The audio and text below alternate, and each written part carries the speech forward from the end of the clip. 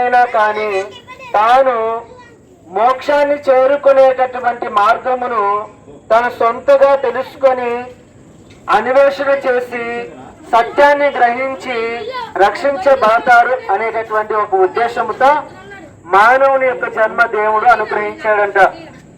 అయితే ఈ మానవుని యొక్క జన్మలో దేవుడు మనకి జన్మనిస్తే మనము సంసారం అనే బాధతో చిక్కుకొని ఆ బంధంలో చిక్కుకొని పాపాలు చేస్తూ ఈ యొక్క ఊబిలో చిక్కుకొని ఉన్నాం. అయితే ఈ యొక్క ఊబి నుంచి మనం తప్పించుకోలేము. అయితే రక్షణ పొందుకునేటటువంటి మార్గాన్ని మానవులు అనేక విధాలుగా పరిశోధనలు చేసి ఏదో పుణ్యకార్యం చేస్తే మనకు రక్షణ వస్తుంది, స్వర్గం వస్తుంది అనుకుంటున్నారు.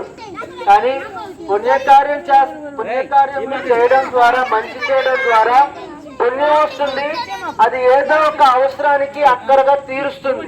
అంతేకాని ఆ చేసిన మేలు పరలోకానికి కానీ స్వర్గానికి కానీ తీసుకొని వెళ్ళదు.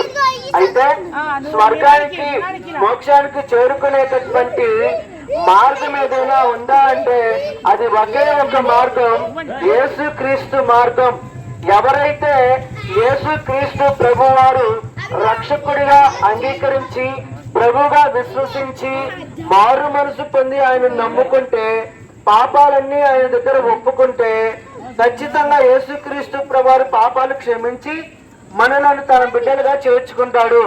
అవునండి, పాపం ఎందుకు వచ్చింది అంటే, అవును, పాపం అనేది మానవునికి దేవునికి ఒక అడ్డుగోడ. నిజదేవుడైనటువంటి దేవుణ్ణి విడిచి లోకాశంలో జీవించినటువంటి వారు పాపము చేస్తున్నారు అన్నమాట. అయితే అలా పాపము చేసినటువంటి వారికి పరలోకంలో స్థానం లేదు.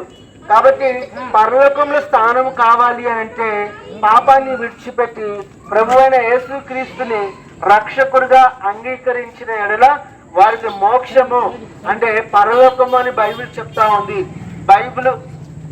బైబిల్ పరలోకము అని చెప్తా ఉంది. ఆ పరలోకము అనుగ్రహించబడుతుంది. కాబట్టి ఈ పరలోక మార్గాన్ని స్వయముగా మీరే అన్వేషించి గ్రహించి తెలుసుకొని ప్రభు దగ్గరికి వచ్చిన ఎడల ప్రభు మిమ్మల్ని ఆశీర్వదించి పాపములు క్షమించి మీకు రక్షణ అనేటటువంటి వస్త్రాన్ని ఇస్తాడండి. ఈ రక్షణ ఎవరైతే పొందుకుంటారో వారు రక్షించబడతారు.